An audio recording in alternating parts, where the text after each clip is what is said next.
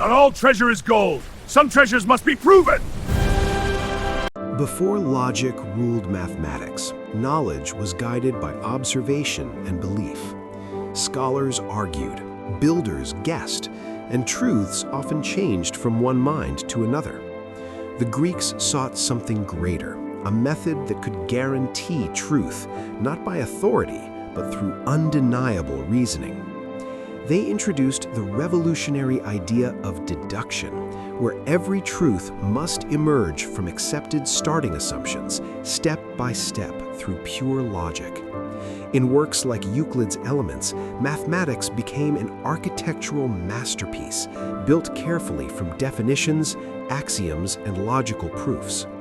Proof became the guardian of truth. A statement was no longer accepted because it seemed correct. It had to be logically inevitable. This deductive method shaped not only mathematics, but science, engineering, philosophy, and modern computing, forming the backbone of rational civilization. The Greeks gave humanity a timeless gift, the understanding that truth must be proven, not assumed. And from this idea, the entire universe of logic was born. Logical Proof Axiom, the deductive method principle.